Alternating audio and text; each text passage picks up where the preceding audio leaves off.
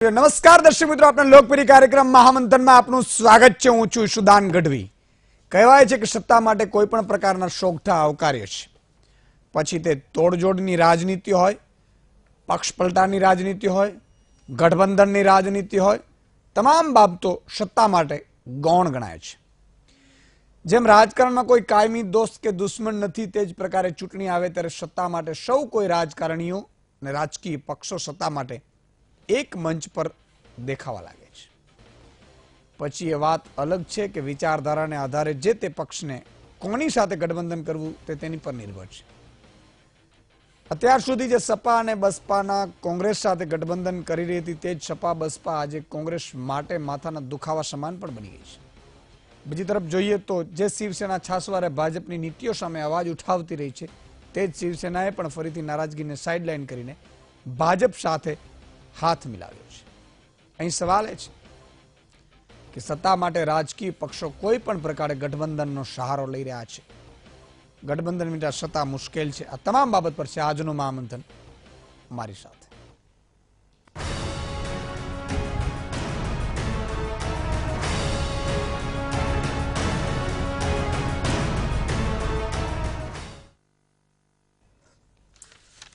બધા મિત્રો ગોઠવાઈ ગયા છો।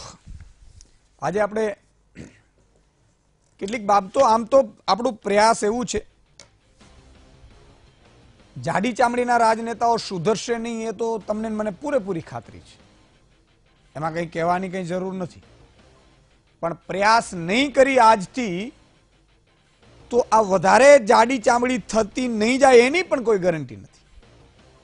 અને એટલા માટે રોજ મહામંથનમાં સમુદ્ર મંથન આપણે કરીએ છીએ, ઝેરના ગુટડા રોજ પીએ છીએ। ગતરોજ આપણે જે મહામંથન હતું કે ચોકીદાર ચોર છે ને હું છું ચોકીદાર, એમાં એક પણ મુદ્દો આપણો દેખાડો, પાક વીમાનો કોઈ મુદ્દો ઉઠાવ્યો, જીએસટી નો કોઈ મુદ્દો લાવ્યા તમે, 370 કલમનું શું થયું, આવું કોઈ કંઈ પૂછતું જ નથી। મને દુઃખ ત્યારે થાય કે જ્યારે આપણે આપણા હિતોને બાદ એટલે સાઈડમાં રાખીને આપણે લાગણીમાં બહેકી જઈએ, લાગણીમાં વહી જઈએ, જેને કહેવાય વહી જવું એટલે શું? લાગણીશીલ રહેવું એ જરૂરી છે। મનુષ્ય લાગણીશીલ હોય, જીવ કોઈ પણ હોય લાગણીશીલ હોય। તમે ડોગને પાડો ને તો પણ એ લાગણીશીલ હોય, એમાં કોઈ બેમત નથી, પણ લાગણીશીલને જ્યારે મજાક ઉડાડવામાં આવે, લાગણીઓ સાથે ખિલવાડ કરવામાં આવે, તમને ખબર છે કોઈ મોટા ઉદ્યોગપતિનું કોઈ રેલીમાં તમે સાંભળ્યું કે 5 ઉદ્યોગપતિઓ માટે અમે આમ કરીશું?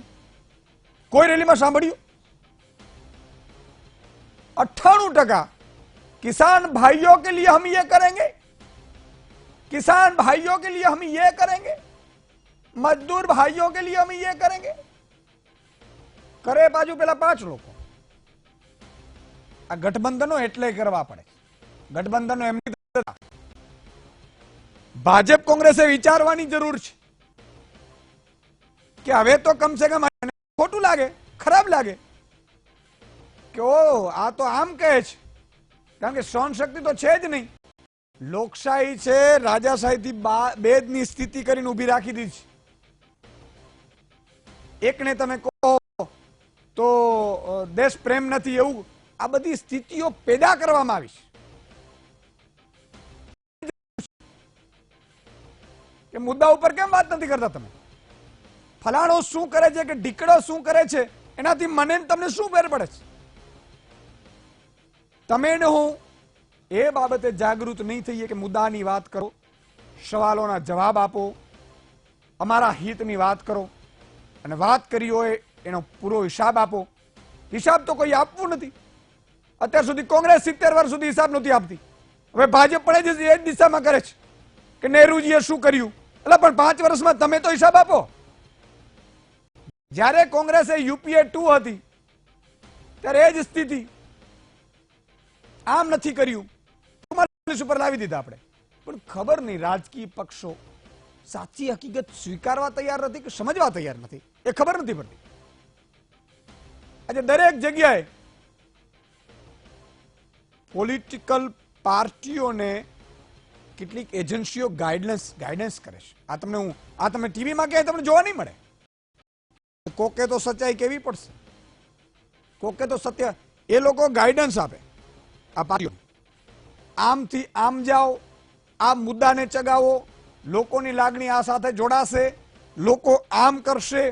આ એજન્સી પાસે સર્વે કરી આપે કે આ મુદ્દો ચગ્યો એટલે પુલવામા એટલે આટલું થશે, આપણું ચોકીદાર ચોર એના નારાથી આ જ સ્થિતિ, આપણે આમ થશે. એમાંથી બહાર આવી જશે. પણ ભાવિ પેઢી માટે એજન્સીઓ જે તમને માર્ગદર્શન આપે છે, તમે એજન્સીઓના કારણે ચાલો છો ને, એ તમારા ખતરારૂપ છે. અમને આના બધાથી કોઈ ફરક નથી પડતો. સવાલ છે એનો જવાબ નથી આપતા તમે, પ્રશ્નો છે એને ઉકેલવાનો તો તમને કોઈ રસ નથી. પાકિસ્તાન આવી જાય, વિદેશ નીતિઓ આવી જાય, એક સમજવાની કોશિશ કરો તમે. દર વખતે કોંગ્રેસ હોય તો કોંગ્રેસ લાગણીઓ સાથે ખેલે, ભાજપ હોય તો ભાજપ લાગણીઓ સાથે ખેલે. તમારે શું ગુજરાત એવું કરવું છે? અમે ત્રીજો પક્ષ શું કામ નથી થવા દેતા ખબર છે? પ્રજા બહુ જ સમજદાર છે, પણ પ્રજાની તમે પરીક્ષા ન કરો. આજે આપણે એટલા મુદ્દે ચર્ચા કરવી છે કે ગઠબંધન શું છે, શું કામ ગઠબંધનો ચાલુ થયા છે. યુપીએ પેલા એક શાસન હતું કોંગ્રેસનું, કોંગ્રેસના નામે પથરા તરી જતા હતા. કોંગ્રેસના નેતાઓએ એવી ડુબાડી કે ઊભી થવા મુશ્કેલ છે. સેમ અત્યારે ભાજપનું છે, ભાજપના નામે પથરા તળે, પણ 5 વર્ષમાં એવી સ્થિતિ લાવીને ઊભી રાખી દીધી કે કહ્યું કાંઈક ને કર્યું કાંઈક. બોલો, આપણે રાહ જોતા રહ્યા પાક વીમાની, ફસલ વીમા યોજના કંપનીઓ કમાઈ ગઈ. વાહ, ભાવની રાહ જોતા રહ્યા અને કોઈક બીજું જ ઠોકી ગયું. થઈ શું રહ્યું છે? કોઈ સવાલનો જવાબ કોઈ આપશે ખરા? અને જે વાત આવે તો કે પેલી સરકારે આમ કર્યું. અહીંયા ડિબેટોમાં તો જોજો તમે, એક પક્ષનો છે પોતાની બચાવવું પડે, એમાં કોઈ વાંધો ન હોય. આ સરકારે આમ કર્યું હતું, આ સરકારે આમ કર્યું છે, કોઈ વિઝન આપે છે? આજે કોંગ્રેસ છે એનો ચૂંટણી ઢંઢેરો આપે વ્યવસ્થિત, ભાજપ છે એનો ચૂંટણી ઢંઢેરો આપે. ગયા ચૂંટણી ઢંઢેરાને જુઓ તમે કે ચૂંટણી ઢંઢેરામાં કેટલી કામગીરી કરી, કેટલી નથી કરી, કેટલા વાયદાઓ કર્યા, કેટલા નથી કર્યા, નથી પૂરા થયા તો શું કામ નથી થયા, જવાબ આપો સાહેબ. આપણી જનતાને મૂર્ખ કેમ બનાવીને એ લોકો એજન્સીઓ પાસેથી શીખે ને એજન્સીઓને ગાઈડલાઇન્સ કરે, પછી એવા કેમ્પેન ચલાવે. એજન્સીઓ વાળા કમાય, કેટલાક અમારા જેવા ટીવીઓ વાળા કમાય થોડા ઘણા. હું બહુ ખુલીને કહું છું તમને, આવું મેં કહ્યું તમને ક્યાંય જોવા નહીં મળે.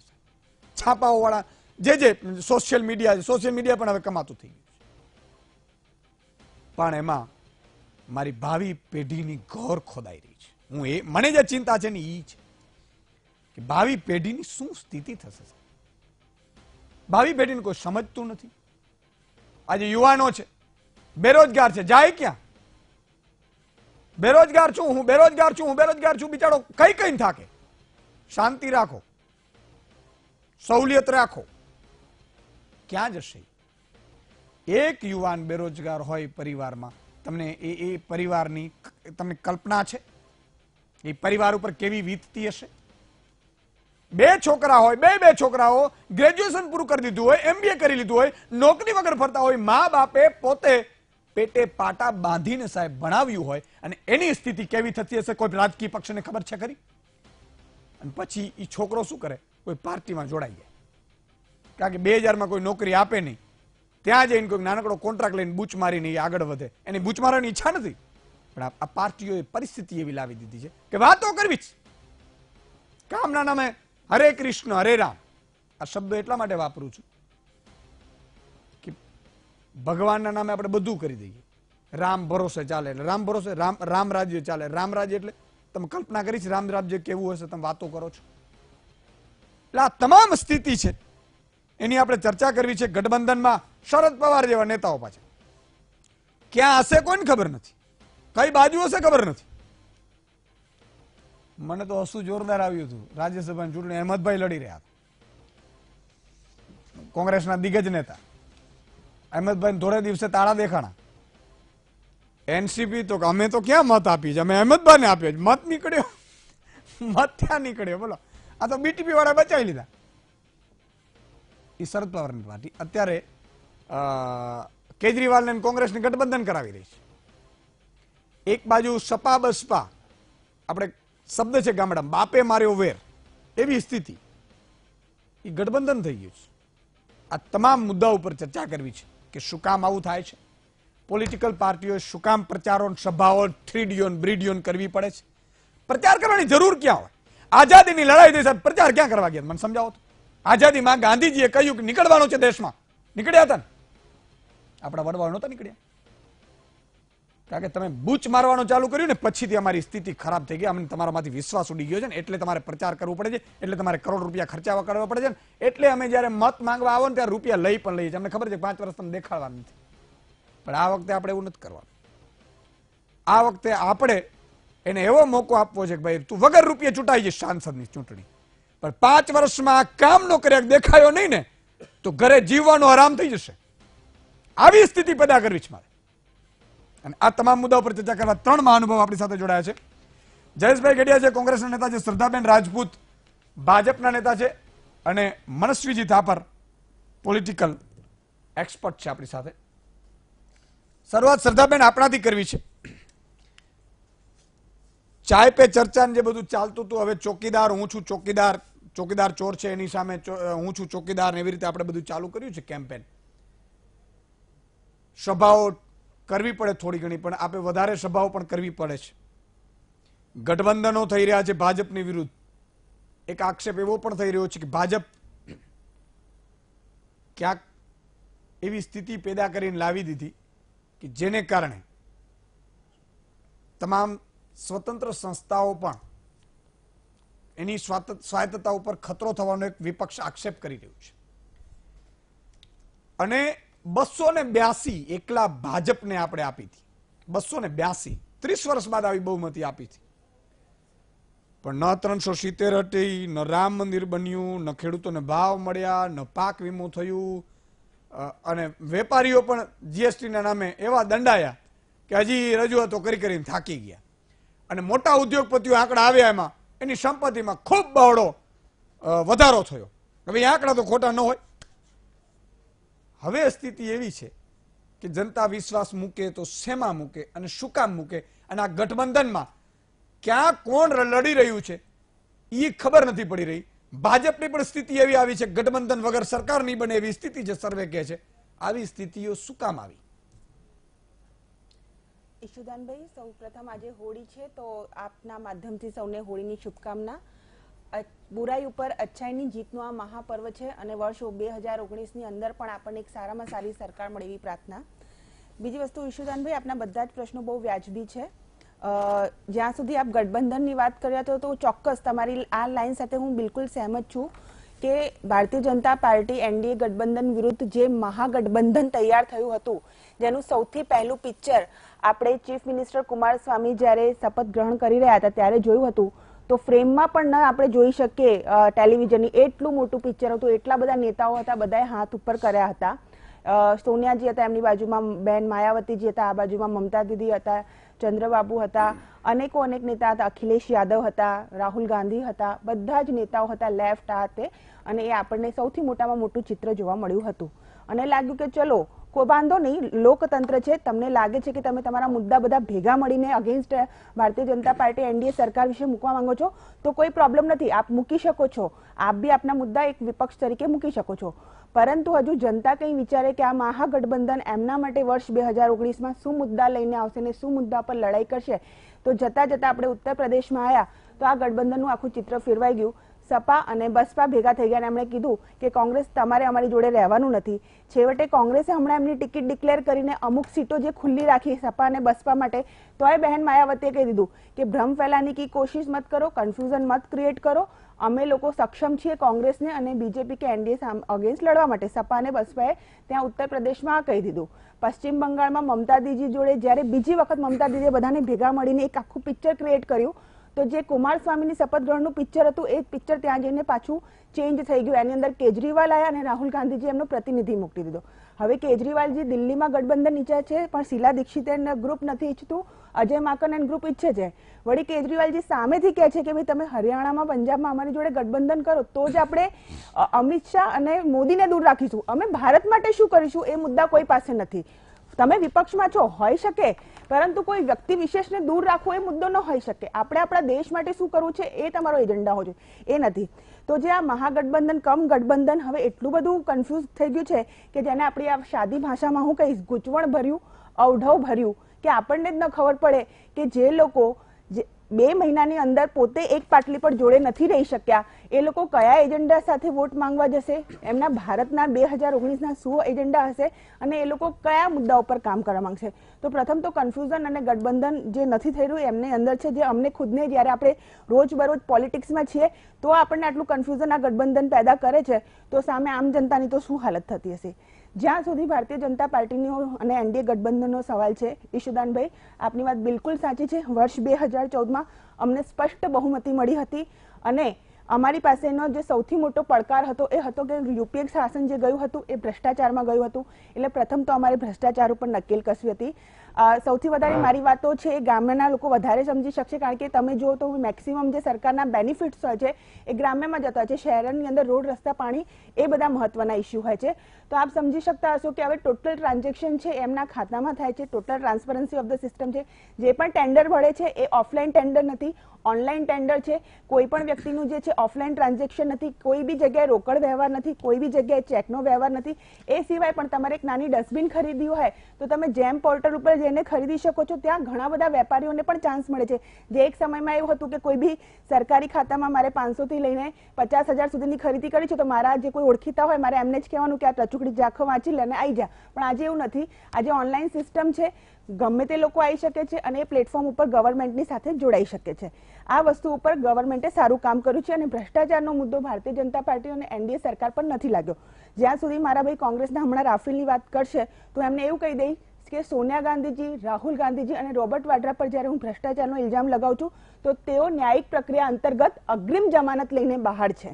અને બીજી વસ્તુ, હવે એ લોકો જો કહેશે વિજય માલ્યા, નીરવ મોદી, મેહુલ ચોકસી, ચોક્કસ ઈશુદાનભાઈ આપણી પ્રત્યારોપણ સંધિઓ છેલ્લા 2 દશકામાં વિદેશ નીતિ અને કૂટનીતિ એના કરતા અત્યારે પ્રધાનમંત્રીજીના જે વિદેશ પ્રવાસો થયા છે એમાં આપણી પ્રત્યારોપણ સંધિ, વિદેશ નીતિ, કૂટનીતિ બધી સારી થઈ છે. એટલે જ પુલવામા એટેક પછી જે આપણે આતંકવાદનો ખાત્મો કરવા માટેની સ્ટ્રાઇક કરી હતી એમાં પાકિસ્તાન અલગ થલગ પડી ગયું હતું વિશ્વના પાયદાન ઉપર અને આપણને આપણી વિદેશ નીતિ અને કૂટનીતિનો ફાયદો થયો હતો. એની સંધિ રૂપે જ આજે નીરવ મોદી છે એને જેલ થઈ છે અને હજુ એને બેલ નથી મળી. વિજય માલ્યા બીજો લંડનમાં બહાર છે તો બેલ ઉપર વાર છે, એને બી ત્વરિત લેવામાં આવશે. અને મેહુલ ચોકસીનું બી પ્રત્યારોપણ શરૂ થઈ ગયું છે. અહીંયા મારે બતાવવાનું થાય છે કે આ ત્રણેય ભાઈઓને લોન એનડીએ બીજેપી સરકારમાં નથી મળી. આ લોન એ વખતે યુપીએ સરકારમાં મળી છે. તમને કે મારે ઘર ખરીદવું હોય ઈશુદાનભાઈ તો આપણે કેટલું બધું દેખાડવું પડે, આપણી સેલરી સ્લીપ દેખાડવી પડે, સામે આપણું ઘર મોર્ગેજ કરી લે પછી લોન આપણને મળે છે. એની જગ્યાએ કોણે આ લોકોને કયા બેઝ ઉપર લોન આપી હતી એ વખતની સરકારોએ એ પણ એક તપાસનો સબ્જેક્ટ છે. માની લઈએ કે તમે ઘણી બધી વાત કરી, પણ જે મુખ્ય વાતો હતી એ કદાચ કારણ કે પાર્ટીએ પૂરી નથી કરી એટલે સ્વાભાવિક છે કે પાર્ટીના બચાવમાં તમે ન પણ કહો અને સ્વાભાવિક છે પાર્ટી તરીકે તમારે રાખવું પડે. જયેશભાઈ, જો સ્થિતિ એકદમ ક્લિયર છે, તમે બંને મહાનુભાવો છો, મને ખબર છે તમારી વધારે આગળ દિલ્હી સુધી તમારી પહોંચ પણ એટલી નહીં હોય એ પણ હું સમજુ છું, પણ કદાચ ભૂલથી પણ તમારા મોટા નેતાઓ આ કદાચ મહામંથન જોતા હોય, કારણ કે અત્યારે બહુ બિઝી હોય એટલે સ્વાભાવિક છે કે એ તો મહામંથન ન જુએ, પણ કદાચ જુએ, માની લો ના જુએ છે ઈશુદાનભાઈ, જુએ છે. હા હા ચોક્કસ. તો આપ ફેવરેટ છો અમારા ભારતીય જનતા પાર્ટી. અચ્છા, થેન્ક યુ. તો કદાચ એ લોકોએ માત્ર એટલું વિચારવાની જરૂર છે પોલિટિકલ પાર્ટીઓએ, ખાસ કરીને તમારી પાર્ટીએ પણ જયેશભાઈ, કે લોકો માટે શું તમે કરી રહ્યા છો એનું કોઈ વિઝન નથી. એક તમે રાફેલનો મુદ્દો લીધો, ચોકીદાર ચોરે, અરે ભાઈ એ સુપ્રીમ કોર્ટમાં આખું વયું ગયું છે સાહેબ, એનાથી બહાર આવો. તમે શું કરશો આગામી સમયમાં? માની લો કે તમારી સરકાર આવે છે, આમાં તકલીફ ક્યાં પડે છે ખબર છે?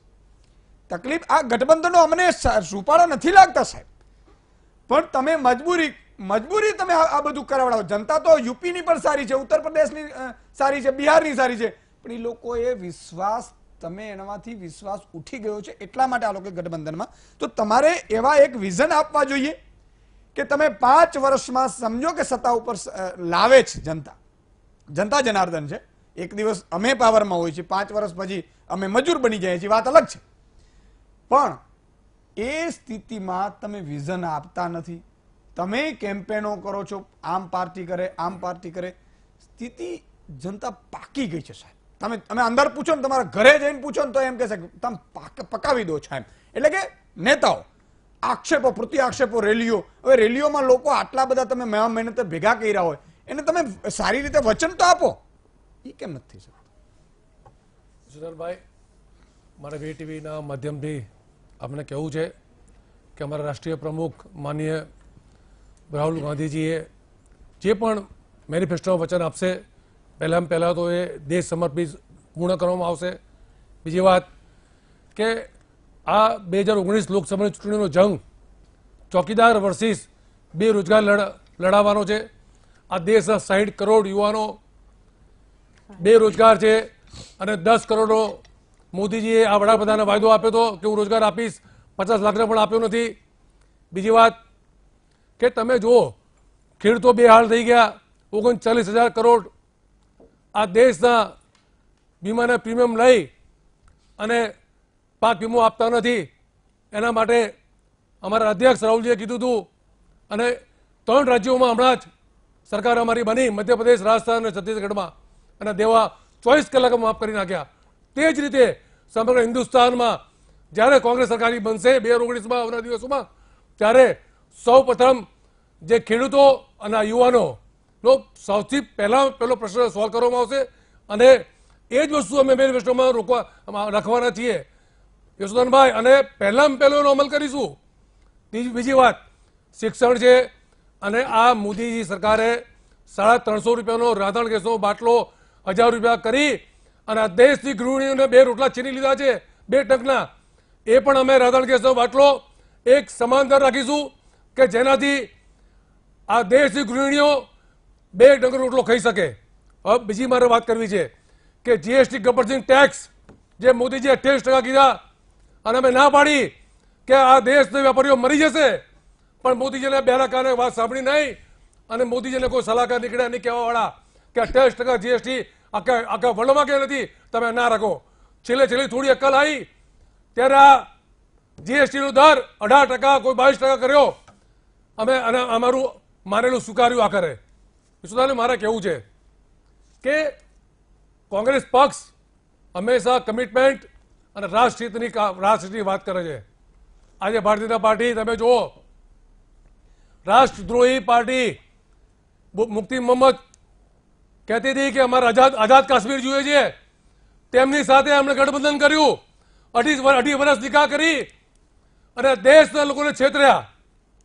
બીજી વાત તમને કરું કે ગોરખાલેન્ડ, આઝાદ નાગાલેન્ડ, આઝાદ કાશ્મીર, આઝાદ મરાઠી, બોડોલેન્ડ, તમે આ લોકો અલગ માંગ કરી રહ્યા છે દેશની, એ લોકો સાથે મોદી સરકારે ગઠબંધન કર્યું છે રાષ્ટ્રહિતના ભોગે. મારા વીટીઓ દર્શકોને કેવું છે કોંગ્રેસ પક્ષ આ દિન સુધી કોઈ પણ રાષ્ટ્રીય વિરોધી પાર્ટીઓ બેઠા નથી અમે, અને ના અમે બેસીશું.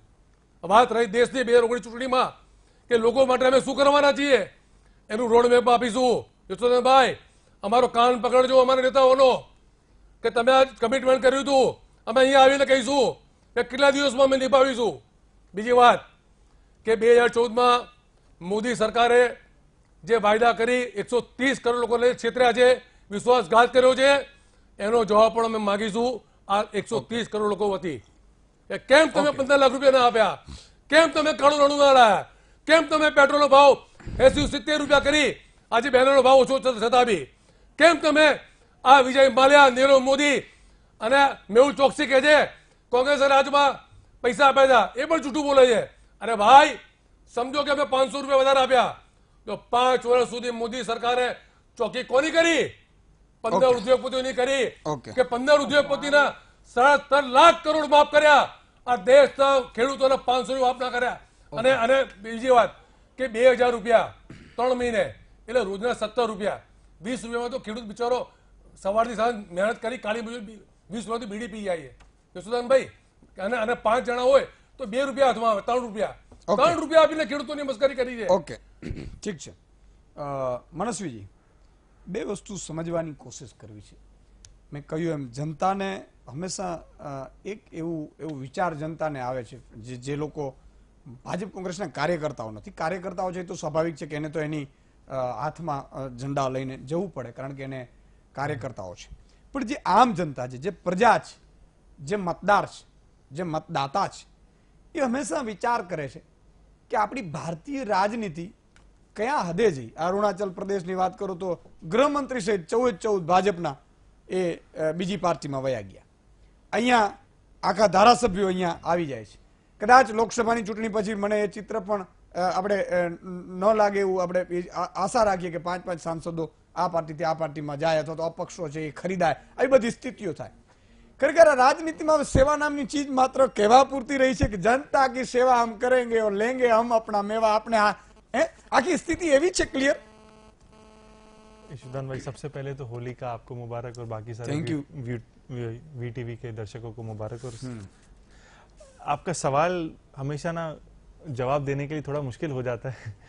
देखिए ये बात, देखिए राजनीतिक आज की जो हमारे देश की स्थिति है उसमें हम ऐसा कुछ बोल सकते हैं, ऐसा दिखता भी है, पर ये दुविधा है.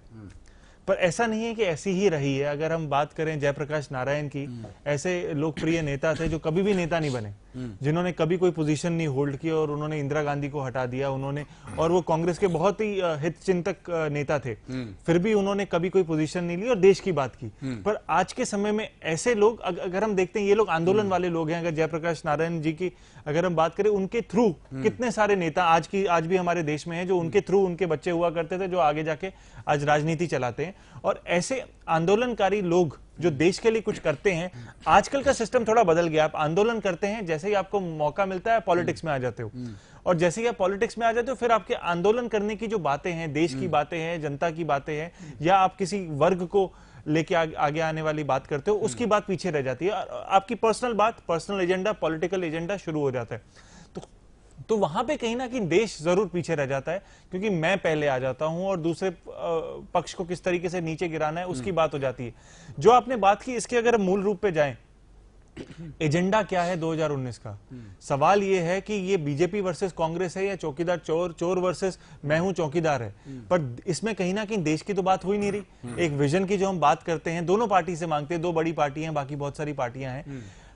तो विजन क्या है? कांग्रेस का विजन क्या है, बीजेपी का विजन क्या है, वो बात नहीं करते. एक दूसरे को किस तरीके से गाली देना, एक दूसरे को किस तरीके से नीचे दिखाना, आप इन सभी राजनेताओं के भाषण देख लीजिए.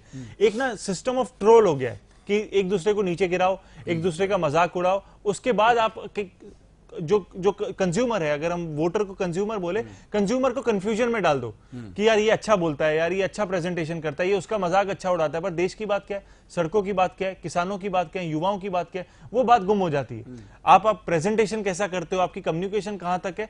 एक अच्छा नेता सबसे पहले एक अच्छा इंसान होना चाहिए, एक देशभक्त होना चाहिए, वो एक अच्छा नेता बनता है. पर ये क्वालिफिकेशन तो है ही नहीं. आप अपने लोकसभा में कितने लोग कितना क्रिमिनल बैकग्राउंड से आते हैं, आप उसका परसेंटेज देख लीजिए, आपको वहां पे उत्तर मिल जाते हैं कि ये देश जा किधर रहा है.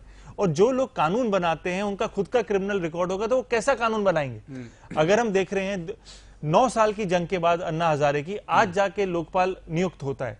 तो इस देश में आज के जमाने में जहां पे कम्युनिकेशन, आज हम बात करते हैं कल कहीं पे भी पहुंच जाती है, वहां पे 9 साल लगता है नियुक्त करने में. और ये मुद्दे पे अगर हम बात करें, आम आदमी पार्टी फॉर्म हो जाती है, ये मुद्दे पे प्रधानमंत्री नरेंद्र मोदी जी आ जाते हैं और 2014 में ये एनेक्टमेंट भी पास हो जाती है, फिर भी हम देखते हैं 5 साल जितना समय लगता है. और ये इतना बड़ा मुद्दा था एंटी करप्शन का, जहां पे कांग्रेस हट गई थी. यूपीए 1 यूपीए 2 को हटाने का सबसे बड़ा कारण अगर मैं बोलूं तो ये एंटी करप्शन मूवमेंट जो था, जिसने यूपीए 2 को खदेड़ के निकाल दिया. तो ये सारे मुद्दे जो देश के लिए होते हैं, इसके बाद इसका रूप देखिए, आप अरविंद केजरीवाल इसमें आ जाते हैं, किरण बेदी गवर्नर बन जाती है, वीके सिंह को एक पोजीशन मिल जाती है. तो देश की बात कहीं, ये लोग वो लोग हैं जो देश की बात करा करते थे, और जैसे ही इनको एक पॉलिटिकल मौका मिला, सबने अपनी अपनी यूनिवर्सिटी खोल ली, अपने अपने मौके के प्लेसमेंट ले ली और अपना बढ़िया तरीके से अपना काम करें. पर देश की बात तो हो ही नहीं रही. और अभी भी हम देखें, अगर राजकीय तरीके से बात देखिए, एसपी बीएसपी अलग बोल रहे हैं. ये महागठबंधन की जो बात है, ये कंफ्यूजन बंधन है, जहां पे कांग्रेस के साथ कौन है, कांग्रेस के साथ नहीं है. पर एक चीज जरूर पक्की है, जो कहीं ना कहीं समझ आ रही है कि सब लोग अगेंस्ट मोदी है, ये चीज जरूर पक्की है, पर सब लोग एक साथ नहीं है, सब लोग खुल के नहीं आ रहे। अगेंस्ट मोदी ये कोई मुद्दा नहीं है ना। अगेंस्ट मोदी, यही तो दुविधा है। देखिए, अगेंस्ट मोदी होना एक व्यक्ति ऊपर हुआ, अगेंस्ट मोदी की पॉलिसी होना, और पॉलिसी को डिफाइन करो ना। बिल्कुल, आप बताइए कि इतनी गलती इतनी अच्छे मोदी साहब ने अच्छे काम भी किए। ऐसा देखिए, मैं ये बोलता हूं, मोदी जी ने अगर लोकपाल लेके आए हैं, चाहे 5 साल के बाद लाएं, चाहे पॉलिटिकल एजेंडा के थ्रू लाएं, फिर भी करेक्ट लाएं, फिर भी लाएं जरूर है। आप इसको इस तरीके से अगर आप बोलते हो, आपने तो लाया ही नहीं था। आम आदमी पार्टी तो आती ही नहीं अगर आप लोकपाल की बात कर लेते। आपने उनको मौका दिया, और उसके बाद अगर आप देखिए जो भी स्टेप्स है, अगर नीरव मोदी के बारे में बात आ रही कि वो पकड़ा गया है, तो पकड़ा तो गया, ये तो अच्छी बात है। चाहे आप ये बोलो पॉलिटिकल मूव है, फिर भी हुआ तो सही। तो एंटी मोदी होना, उसका कारण होना चाहिए। अगर यही कारण है कि मुझे सरकार में आना है, इसलिए जो सरकार में उसका विरोध करना है, तो वो देश के लिए अच्छा नहीं है। मेरे व्यक्तिगत तरीके पे अच्छा हो सकता है कि मेरे को मौका मिल जाएगा सरकार बनाने का, पर वो देश के लिए अच्छा नहीं। आपको एक एजेंडा, कांग्रेस बड़ी पार्टी है और जो पार्टी एसपी बीएसपी भी है, उनका एक कॉमन मिनिमम प्रोग्राम होना चाहिए कि मोदी जी ने ये सब गलत किया और ये सब देश के लिए अच्छा होना। चाहे वो बोले कि माइनॉरिटीज के लिए अगेंस्ट में है, वुमेन के अगेंस्ट में है, और आप बोले ये जो 15 लोग हैं जिनको बहुत सारा पैसा दिया है, उनका नाम लेके आइए, उनको क्लियरली बताइए कि ये लोग हैं जिन्होंने कुछ गलत काम किया और इसके अगेंस्ट हम लोग हैं। आप एक पॉलिसी बताइए, किसानों की आपकी पॉलिसी क्या है? युवा, मोदी जी ने बोल दिया भाषणों में 2 करोड़ रोजगार देंगे, वो नहीं दे पाए, ये हमने देख लिया। पर आपका क्या कारण है? आप 2 करोड़ नहीं दे सकते, आप 20 लाख की तो बात करो, आप 1 करोड़ की तो बात करो, आप 200 की तो बात करो। आप सिर्फ क्रिटिसाइज कर रहे हो। क्रिटिसिज्म से देश नहीं चलेगा। देश को चलाने के लिए आपको एजेंडा देना पड़ेगा, आपको प्लानिंग विजन देना पड़ेगा। विजन बिल्कुल विजनलेस है, और यही चीज है ईशुदान जी, ये हमारी और हम सबकी बहुत बड़ी दुविधा है। क्या हम चौकीदार वर्सेस चौकीदार में फंस गए? देश के लिए विजन ही नहीं है, दोनों पार्टियों के पास नहीं है। एक बोलती है वो खराब है, दूसरी बोलती है वो खराब है, वो चोर है और चौकीदार है। इसमें विजन कहां है? मैं यही तो कह रहा हूं। आવીશ જયેશભાઈ આપની પાસે પણ આવીશ, ટર્ન બાય ટર્ન લઈશ। એક નાનકડો વિરામનો સમય થયો છે। દર્શક મિત્રોને પણ આજે તમે 3 છો એટલે જોડી લઉં। 4 મહાનુભાવો હોય તો નથી જોડી શકાતા, મને ખબર છે તમારી સમસ્યાઓ પણ હશે, પણ હું આ ચેનલ તમારી છે, તમારા માટે છે, એટલે કદાચ સમસ્યાનો ફોન હોય તો પણ એટલી જ ગંભીરતાથી સાંભળવામાં આવશે। એવું જરૂરી નથી કે આ વિષય છે, તમે કહી શકો એટલી તમારી સત્તા છે, તમને આપવામાં આવી છે। નાનકડા વિરામ બાદ તુરંત મળીએ છીએ, ફોન લાઈન પણ ખોલીશું, આપનો મત પણ જાણીશું વિરામ બાદ દર્શક મિત્રો ફરીથી આપનું સ્વાગત છે। શરૂઆત કરવી પહેલા 2 દર્શક મિત્રોને પણ લઈ લઈએ। મહામંથનમાં એમની ભાગીદારી પણ બહુ જરૂરી છે। કેશોદભાઈ દ્વારકાથી છે। હલો હલો, જય માતાજી ઈશ્વરભાઈ। જય માતાજી। હા, અમારો પ્રશ્ન છે। હા, બેન હમણાં અહીંયા ડેબિટમાં બેઠા એ વાતો કરે છે, માફી, વ્યાજ માફી ને બીજી ને લોનું હા, જે 6,000 જમા કરવાના ને શું વાત છે આમાં? કઈ શું કઈ નથી ને શું રમ્યા જબર બોમ્બ ઉપાડ્યા રાખે છે અહીંયા બેઠા બેઠા। ઓકે, હું એમને પૂછી લઈશ, પણ એ બાબતે હું તમને ક્લિયર પણ કરી દઉં કે એક 0% વ્યાજવાળી વાત છે। એ 0% વ્યાજ સરકારે જે આપણે પાક વીમા માટે લીધું છે, જે આપવાનું છે, એ આ લોકો સબસિડી જમા કરશે પછી મળશે। એટલે બેંકોમાં તમારે એકવાર તો એ પૂછવાનું છે, પેલા 7% કાપતા હશે કદાચ, તો સ્થાનિક ધારાસભ્ય કે સાંસદ સભ્યને રજૂઆત કરવાની રહેશે। બીજી વાત, એમણે એવું કહ્યું કે ઓનલાઈન ને આ બધી વાત કરી, પણ એ તમારો જે પ્રશ્ન હતો એ એવો હતો શ્રદ્ધાબેન આમનો કે 2,000 રૂપિયા જમા કરવાની વાત હતી, 6,800 જમા હજી ઘણી જગ્યાએ થયા નથી, એટલે એ તમે ચેક કરાવી લેજો। હા ભાઈ, મેં જે વાત કરી ને એ એ વાત અમે કિસાન રિલેટેડ એક બી વાત નથી કરી। મેં તમને એ વાત કરી કે જે પણ પૈસા છે એ કોઈ પણ ચેક કે રોકડ વ્યવહાર નથી થતો, તમારા અકાઉન્ટમાં ડાયરેક્ટ જમા થાય છે। જો એટલે ભાઈ વચેટિયા કોઈ ન તમારો આવે, અકાઉન્ટ ના તમારે આવે તો પ્રધાનમંત્રી જનધન થી પહેલા કમ્પલસરી ગવર્નમેન્ટના અધિકારી કે કર્મચારીને તમારું ખાતું અકાઉન્ટ ખોલાવે ખોલાવવું પડે બિલકુલ। છે અને ડાયરેક્ટ ખાતામાં આવે છે। એટલે તમારે વચેટિયા સિસ્ટમ જે છે આખી નાબૂદ એ થઈ નાબૂદ થઈ ગઈ ગઈ, છે। એના ઉપર એટલે તમારા 2,000 હોય તો ડાયરેક્ટ તમારા ખાતામાં જાય, બિલકુલ। વચ્ચેથી તમારો કોઈ 5 રૂપિયા બી ના લઈ શકે। મેં બિલકુલ, એવી વાત કહી છે। બિલકુલ। મોહનભાઈ એક વિસનગરથી છે, મોહનભાઈ જી। મોહનભાઈ હા સાહેબ, નમસ્તે ગઢવી સાહેબ। નમસ્તે નમસ્તે। નમસ્તે। આપડે એવું એમ છે કે ભાજપ વાળા કોંગ્રેસ માંથી ભાજપમાં જોય તો એ પછી ગંગામાં નાયા એવા થઈ જાય કે એવા ને એવા જ રહી એમ। એ ભાજપ વાળા કે ગંગામાં નાઈને ભલે થઈ ગયા, પણ નક્કી તમારે કરવાનું છે। આ જનતા છે ને એ જનાર્દન છે। હા, એટલે આ થઈ જાય બદલી જાય ને પછી ટિકિટો હાલતા નહીં. અત્યારે ઊંઝામાં એવું જ ચાલે. ઊંઝામાં ચાલે તમારું નજીક આવ્યું વિસનગર, મને ખબર છે. હા. હું મહેસાણા આવી રહ્યો છું, આપણે મળીશું મહેસાણા 24 તારીખે મારું હા, મહામંથન છે. ઓકે. હાજી, ખૂબ ખૂબ આભાર. શ્રદ્ધાબેન આપનાથી શરૂઆત કરું. જયેશભાઈ આપીશ આપને, મેં ટર્ન જ આવશે. શ્રદ્ધાબેનનો લઈ લો એટલે વચ્ચે ન થાય. શ્રદ્ધાબેન, સવાલ લોકોનો હંમેશા મત એવો જ હોય છે કે તમે એમની લાગણીઓ સમજતા નથી. તમે જે એજન્સીઓ જે ગાઈડન્સ આપે એ ગાઈડન્સથી આગળ વધી રહી છે પોલિટિકલ પાર્ટીઓ. અને પોલિટિકલ પાર્ટીઓને ફાયદો એટલા માટે થાય છે, માની લો કે તમને બે જગ્યાએ જવાનું કહે, એક જગ્યાએ તમે એમ કે રાજકોટ જાઓ, એક જગ્યાએ તમે સુરત જાઓ, આ બેમાંથી તમારે નક્કી કરવાનું છે, પણ જવું એ બે જગ્યાએ જ છે. એટલે તમે સુરત પહોંચી ગયા એટલે તમને એમ થાય જો સુરતનું રૂટ મેં પસંદ કર્યું, બહુ સારું હતું, જોયું. એટલે તમને એવું લાગે છે કે ભાઈ ચાય પે ચર્ચા, ચાયવાલા થયા એટલે આપણે મત મળ્યા, એવું નથી. મોદી સાહેબે જે વચનો આપ્યા હતા એના કારણે મત મળ્યા હતા. બીજી વસ્તુ કે એજન્સીઓ જેમ ગાઈડલાઇન્સ અપાવે એટલે ભાજપ કોંગ્રેસ એમ માને કે આપણું આ કેમ્પેન ચાલી ગયું. ખરેખર કેમ્પેન ચાલતું નથી, અમારી જોડે બીજું ઓપ્શન નથી ને અમારે ત્રીજામાં પડવું નથી. જનતાના કામોની વાતો કેમ કોઈ નથી કરતું? ઈશુદાનભાઈ, તમારી વાત સાથે હું બિલકુલ સહેમત છું અને આ વાત સાથે ભારતીય જનતા પાર્ટી ભી સહેમત છે. તમે જે કીધું એને એ જ કહે છે કે તમે માર્કેટિંગથી તમને નથી ચાલવાના. ફક્ત કોઈ પણ કેમ્પેઇન ચલાવી રાખો કે માર્કેટિંગ કરો એટલે તમારી પ્રોડક્ટ વેચાઈ જાય એવું નથી હોતું. એટલે જ તમે જો કે આદરણીય સુષ્મા સ્વરાજજીનું બી ભાષણ હતું કે ભાઈ અમે એકલી માર્કેટિંગ નથી કરતા, જો પ્રોડક્ટ સારી હોય તો જ માર્કેટિંગ કરે. ને અમારી પાસે પ્રોડક્ટ એટલે કે સર્વ સ્વીકૃત, ઈમાનદાર અને સૌથી વધારે મહેનતુ જે નેતા છે એ નરેન્દ્ર મોદી, એમની નીતિઓ અને એમની નીતિઓ પર એમણે જે કામ કર્યું છે એ પ્રોડક્ટ અમારી સારી છે એટલે અમે માર્કેટિંગ કરીએ છીએ. એટલે બિલકુલ સાચી વાત છે, જ્યાં સુધી આપણે મુદ્દાઓ ઉપર કામ નહીં કરીએ પછી માર્કેટિંગ, મુદ્દાઓ પર કામ કર્યા વગર માર્કેટિંગ કરીશું તો કોઈ જનતા વોટ નથી આપવાની. અને અત્યારની જનતા તો પહેલા બી બહુ શાણી હતી, આજે બી બહુ શાણી છે અને આજે તો હવે વધારે બી શાણી થઈ ગઈ છે. કારણ કે એની પાસે જે છે સમજવાના ઘણા બધા વસ્તુ વધી ગયા છે. વોટ્સઅપ હોય, સોશિયલ મીડિયા હોય, આપ મહામંથન જેવો શો કરો છો, લોકો હવે સમજે છે, જાણે છે કે શું સાચું થયું છે, મારા માટે સારું થયું છે અને મારે વોટ કોને આપવાનું છે. અને અમે કામ કર્યું છે પછી અમે એની માર્કેટિંગ કે એની સ્ટ્રેટેજી કે એની કેમ્પેનિંગ કરતા છે. કારણ કે આપણે એકવાર કામ બી કરવું પડે છે પછી, એટલે અમે ડોર ટુ ડોર ઘરે ઘરે જઈને વોટ ક્યારે માંગી શકીએ છીએ ઈશુદાનભાઈ? કારણ કે અમે ઘરે ઘરે લોકો પાસે કામ કર્યું છે. નહીં તો પબ્લિક તમને ઘરની અંદર ન આવવા દે. આજે અમારો બૂથ લેવલ સુધીનો કાર્યકર્તા છે, પેજ પ્રમુખ સુધીના લોકો છે, તો સરકારશ્રીની બધી યોજનાઓ એ ઘરે સુધી લઈને જાય છે.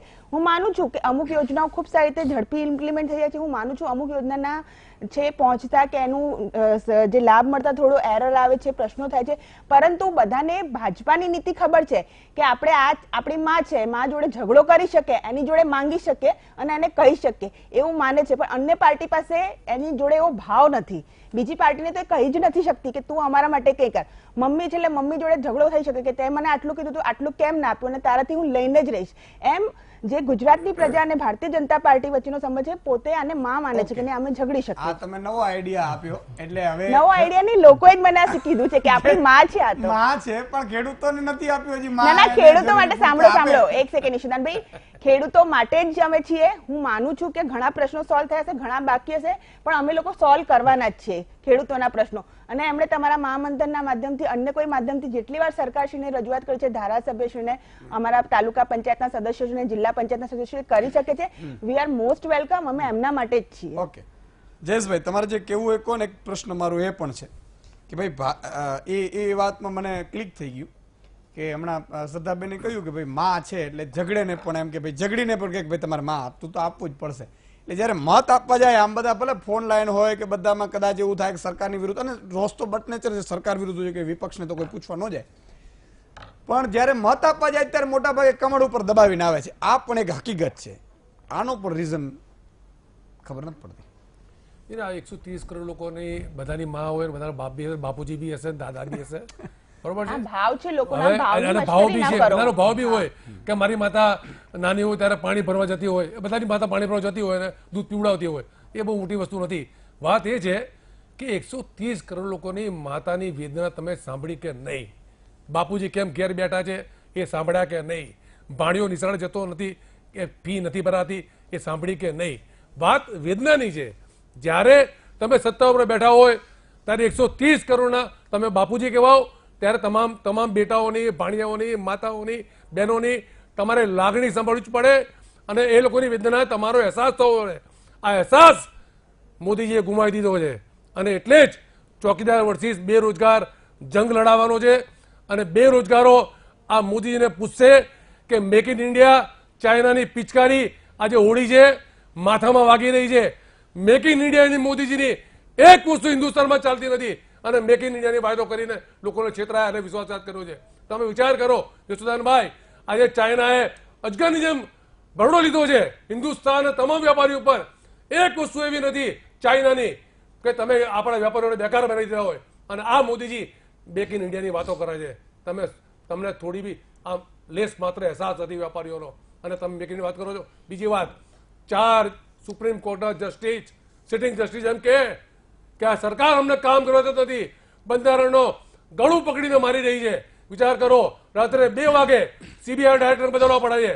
તમે એવા શું કામ કર્યા હતા અનિલ અંબાણી જવાને? યાકુબ મેનનની પાછી રોકવા નહોતા ગયા રાત્રે 2 વાગે. 30 કરોડનો હવાઈ જહાજનો તમે જયેશભાઈ, કોન્ટ્રાક્ટ આપ્યો યાકુબ મેનનની કે પાછી જેને રોકવા માટે નહોતા ગયા 2 રમકડાનું વાગે. પ્લેન બનાવતા આવડતું બોલો, નથી. યશોદાબેન. યશોદાબેન બેન પહેલી વાર આવ્યા છે, ખબર નથી કે વી ટીવી શું છે. બેન વચ્ચે નહીં બોલો, તમે સાંભળો. આ આમનું મહિલા બેન, વચ્ચે નહીં બોલો બેન, પાર્ટીનું તમે સન્માન છે, કોંગ્રેસનું. સાંભળો બેન.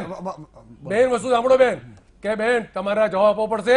કેમ કે અમે સત્તા ઉપર છો એટલે જવાબ. અને આ દેશ લોકો, અમે જયેશ ગીડિયા જવાબ નથી માંગતો. 130 કરોડ હતી અને ગુજરાતના 6.5 કરોડ લોકો જવાબ માંગુ છું. બેન તમે આ બેરી મૂંગી જે તમારી સરકાર છે કેન્દ્રની અને ગુજરાત સરકારની, એમની વેદના ગુમાવી દીધી છે અને તમે ઉદ્યોગપતિઓના જ ખાલી કામ કર્યા છે.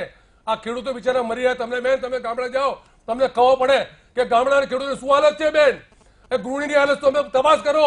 ગેસનો બાટલો તમે 1000 રૂપિયા લેવા જાય ત્યારે આંસુઓ પાડી રહી છે. બેન તમને ખબર નથી, તમારા મુખ્યમંત્રીને ખબર નથી, તમારા નેતાઓને ખબર નથી અને 1000 રૂપિયાનો બાટલો કરી નાખ્યો. બેન આજે આ વેદના છે ને Okay. એ વી ટીવી ઈશુદાન ખબર છે. બેન Okay. ઈશુદાનભાઈ કહે છે Okay. કે તમે વેદનાને સમજો અને આ વેદના સાથે હું ઈશુદાનભાઈ કે આવનારી ચૂંટણીમાં, આવનારા દિવસોમાં અમે કમિટમેન્ટ કરું છું બેન એઝ અ કોંગ્રેસમેન કે જે બી અમે યુવાનો માટે, બેરોજગારો માટે, ખેડૂતો માટે, વેપારીઓ માટે જે બી મેનિફેસ્ટો લાવીશું, પહેલા દેશ હિતની વાત કરીશું અને ઇમ્પ્લિમેન્ટ કરીશું. પહેલા મેનિફેસ્ટોમાં નહીં થયો તો અને કાન પકડીશ અહીંથી જો. યશોદાનભાઈ અહીંથી કાન પકડીશું. જમીન બિલકુલ પાછી આપશે ને ખેડૂતોને. કાન પકડજો, ઉઠબેસ કરાવો, અમે જવાબ આપીશું. ખેડૂતોની વાત બીજું, કરો છો, અમારી જમીન આવનારા પાછી અપાવજો દિવસોમાં રોબર્ટ વાડ્રા વચ્ચે નહીં બોલો. પાસેથી. આવનારા દિવસોમાં સરકાર યુપીએની બનવાની છે. Okay. એટલું યાદ રાખ. હું તમને આ વિડીયોના માધ્યમથી કહું છું એક દર્શકોને. દર્શક મિત્ર છે, પછી હું મનસ્વીજી પાસે લઉં. ઉનાથી મુરજીભાઈ છે. જી મુરજીભાઈ. હા હલો, હાજી બોલો બોલો. યશુદાનભાઈ, હાજી બોલો બોલો. કહું હવે 6 મહિનાથી ફોન લગાડ. આ તો થોડી મહેનત તો કરવી પડશે કારણ કે આ બધું અભિયાન એવું છે કે આમાં તપસ્યા કરવી પડે. બોલો બોલો. અને તમારો ખૂબ ખૂબ આભાર. એમ જો આ તમે અભિયાન શરૂ કર્યું ને, હા, હા, તમારા બધાના આશીર્વાદ છે અને ત્યારે જ આ શક્ય બને છે હા, અને બસ, તમારા બસ. માટે જ કરતું રહેવું છે. આમાં મારે કોઈ સ્વાર્થ હતું નહીં, છે નહીં, રહેશે પણ નહીં, વીટીવી નો પણ નહીં. બોલો બોલો. હા, હા, હા. બસ આભાર માટે જ હતું એમ ને? વારે વાહ. હા, બસ આભાર માટે. બાકી આ કહેવાનું તો જ્યાં કઈ આવે છે, કારણ કે આ લોકોને કહેવાનું હોય, કઈ કરવાનું તો હોતું નથી. અરે કરાવીશું, તમે ચિંતા ના કરો. આપણે ખાલી ચૂંટણીમાં રૂપિયો નથી લેવાનો એક કોઈની પાસે. હા, નહીં, બરોબર. સમાજવાદમાં પડવું નથી. પછી જુઓ હું આ બધાની 1 by 1 લેફ્ટ રાઈટ આપણે લેશું બધા. ખૂબ ખૂબ આભાર મુરજીભાઈ. ઘણા મિત્રો એવા પણ હોય છે કે જે ખરેખર આભાર વ્યક્ત કરવા માટે પણ વીટીવી નો કરતા હોય છે. મનસ્વીજી, એક વાત એ સમજવાની કોશિશ કરવી છે. જે સર્વે ધીરે ધીરે આવી રહ્યા છે એમાં હવે સંપૂર્ણ બહુમતી કોઈ પક્ષને નથી મળી રહી. ફરીથી એ જ સ્થિતિ આવી. એનું શું કારણ હશે? શું કામ આવી સ્થિતિ થઈ હશે? કારણ કે 2014માં ખરેખર બધાને એક એવું વાવાઝોડું હતું નરેન્દ્રભાઈનું, તો એનું શું રીઝન હશે ઘટી ગયું? 2014 और 2019 में बहुत बड़ा फर्क है। 2014 में सरकार थी यूपीए 2 और 2019 में अभी सरकार है एनडीए। फर्क ये है कि 2014 में एक बहुत ही उल्लास से लोगों ने वोट किया था, एक एंटी इनकम्बेंसी की लड़ाई लड़ते हुए वोट किया था, एक विश्वास था कि अभी एक सरकार ऐसी बनेगी जो देश की सोचेगी, जनता की सोचेगी। और इतने बड़े बड़े जो स्लोगन्स दिए थे कि 2 करोड़ रोजगार मिलेगा, 15 लाख लोगों के अकाउंट में आएगा, किसानों का कर्जा माफ होगा, तो ये बड़े बड़े स्लोगन्स पे लोगों ने विश्वास किया था। और जैसे जैसे अब ये देखिए, सिर्फ 2014 तक विश्वास नहीं किया, आप देखिए जहां पे भी भाजपा ने कभी सरकार नहीं बनाई थी उन राज्यों में भाजपा ने सरकार बनाई, लोगों का विश्वास भाजपा पे बढ़ता रहा। फिर लोगों को ऐसा लगा कि यार जो वादे किए थे वो कहीं ना कहीं डिलीवर नहीं हो पा रहे, कुछ भी कारण हो सकते हैं, वो डिलीवरी नहीं दिख रही। और अभी हमने देखा कि 5 राज्यों में से 3 राज्य जो हार्टलैंड है, हिंदी भाषी हार्टलैंड है, वहां पे कांग्रेस की वापसी हुई, जो एमपी में तो सोचा भी नहीं था कि कांग्रेस आ सकती है इतने बड़े शासन के बाद। वहां पे छत्तीसगढ़, एमपी, राजस्थान में कांग्रेस की वापसी हुई। और जो इतनी 30 सालों के बाद हमने एक ऐसी सरकार देखी जो खिचड़ी सरकार नहीं है थी, जो एक नेतृत्व, और ऐसा एक बढ़िया नेतृत्व लोगों को लगा, और ऐसा नेतृत्व था जो परखा हुआ नेतृत्व था। जो चीफ मिनिस्टर थे गुजरात के, लोगों को लगा था गुजरात एक डेवलप्ड मॉडल है, उसी को हम राष्ट्र में देखेंगे और बहुत बढ़िया सरकार बनेगी। वहां पे कुछ ना कुछ निर्णय ऐसे हुए, कुछ ना कुछ डिलीवरी अनडिलीवर्ड रह गई, जहां पे लोगों का विश्वास कहीं ना कहीं चोट खा गया।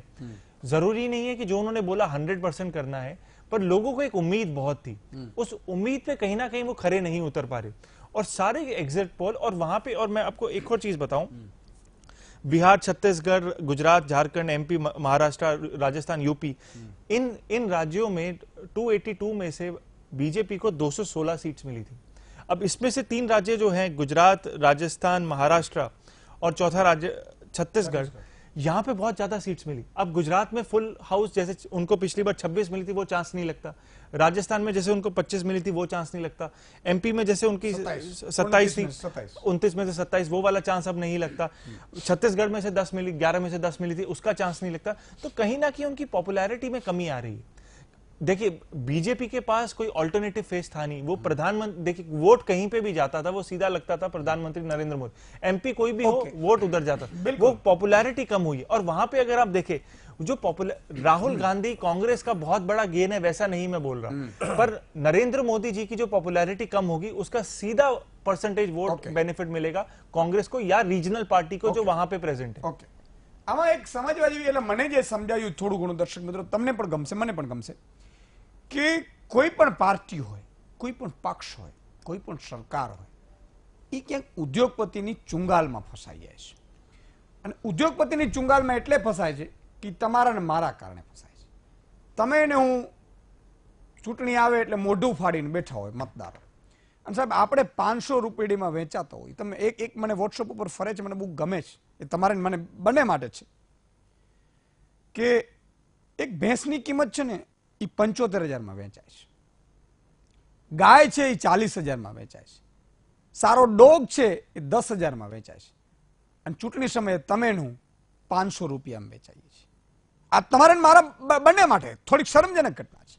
હું આવી જાઉં, હું એટલા માટે આવી જાઉં સાહેબ, કે જ્યાં તમને પીડા થતી હોય એ પીડા મને થાય, તો જ તમને વિશ્વાસ આવે, તમે જાગૃત થશો. અને હું તો નેતાઓને પણ અપીલ કરું છું, પોલિટિકલ પાર્ટીના તમામ નેતાઓને, સરકારી અધિકારીઓને, કે આ એક એવું અભિયાન છે સાહેબ, કે આવનારી પેઢી માટે, આવનારા રાજનીતિ માટે એક એટલું મોટું આપણે ફેરફાર કરવા જઈ રહ્યા છીએ કે લોકો જ સારા ઈમાનદાર લોકોને વગર પૈસે ચૂંટશે ને સાહેબ, ત્યારે તમે જોજો કોઈ ગુંડા તત્વો, બુટલેગરો, કરોડપતિઓ નહીં આવી શકે. અને જે દિવસે એ નહીં આવે ને, તો જે માણસ આવશે ને એને પણ કામ કરવાના હેતુથી જ આવશે, એટલે સેવા કરવાના હેતુથી, અને ફરીથી આપણે લોકોની સેવા કરે એવા ઉમેદવારોને ચૂંટી શકીશું. એક નાનકડા વિરામનો સમય છે, વિરામ બાદ તુરંત આવીએ છીએ. જસભાઈ આવું છું વિરામ બાદ, નાનકડા વિરામ લઈ. વિરામ બાદ દર્શક મિત્રો ફરીથી આપનું સ્વાગત છે. 24મી માર્ચે આપણે મહેસાણાથી લાઈવ કરીશું મહામંથન. આપ સૌએ જોડાવાનો છે આસપાસના જિલ્લાઓને, અને મુશ્કેલી હોય તો પણ આપણે ચર્ચા કરીશું. શ્રદ્ધાબેન 30 સેકન્ડ.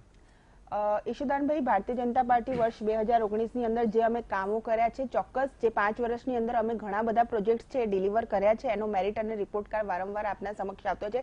હજુ કામ છે એ અમારે કરવાના છે, અને ત્વરાથી કરીશું અને વધારે કરીશું. અમને ખબર છે કે અપેક્ષાઓ અમારી જોડેથી ઘણી બધી વધારે છે અને હોવી જ જોઈએ, અને આ અપેક્ષાઓ પૂરી પાડવામાં અમારી દાનત ખોટી નથી, એ આપને આપના હૃદય ઉપર હાથ મૂકશો તો ખબર જ છે.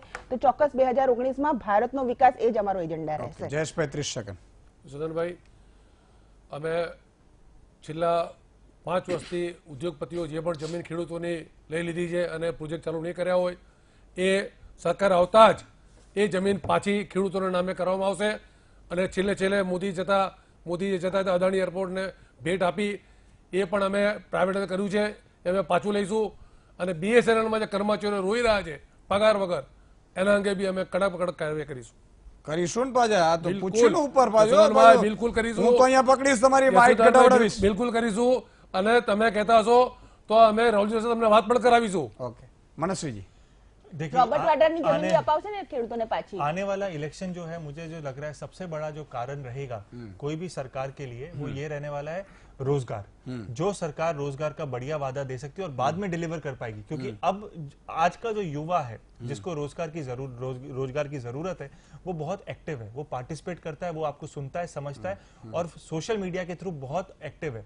तो उसको पागल बनाना अब नामुमकिन है.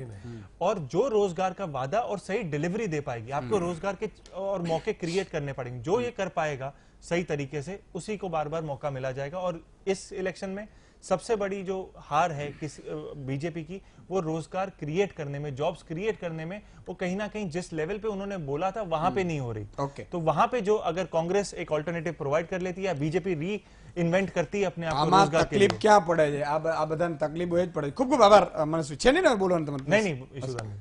પણ આ તમે ક્રિએટ કર્યું ને જોબનું, તો મને યાદ આવી ગયું સાહેબ, 30% જોબ તો તમને ખેતીમાં મળી જાય. આ ગામડા ભાંગ્યા છે ને એની આ પીડા છે. અને ખેતીમાં આ લોકો શું કર્યું, ભાવ તો કે આપી ન શકાય, વીમો તો મળી ન શકે, લોનો તો કે કોઈક બીજું લઈ જાય, બેંકો વાળા તો કે ચાર્જીસ લઈ જાય. તકલીફ એ પડે છે કે અભણ ખેડૂતોનો આ લોકોએ મબલખ લૂંટે છે અધિકારીઓ, અને એના ઉપર કોઈ લગામ નથી રાખી શક્યું. હું એમ કહું છું કે ટાટા નેનો જે નોકરી આપે ને, હું તો એમ કહું છું કે 5 સાહેબ મોટા ખેડૂતો છે ને એના કરતા વધારે હું એને 3 પાક પાણીની વીજળી આપી દો, ભાવ આપી દો, 3 પાક એ લઈ શકે. એટલે સ્થિતિ તમારે જે જયેશભાઈ, તમે આ બધું લેજો તમારા મેનિફેસ્ટોમાં અને કરજો પાછા. બિલકુલ અને સરદારબેન તમે પણ ઉપર પહોંચાડો આમાં કરાય શું કરી શકાય. આ બધા જો તમને છે ને અધિકારીઓને પૂછશો ને તો અધિकारी આવશે તો ક્યાંથી, आईएएस ने पूछो, आईएएस આવશે ક્યાંથી, એના બાપ દાદાના પેલામાંથી. सर इसमें ना ऐसा हो सकता है कि 5 बड़े उद्योगपति आ जाए, એટલે ભાઈ 5 बड़े उद्योगपति થી 15,000 થાય રોજગારી, અને એ રોજગારી તમારી એવી નથી હોતી.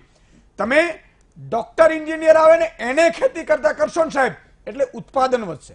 ઉત્પાદન વધશે એટલે શું થશે? નિકાસ વધશે.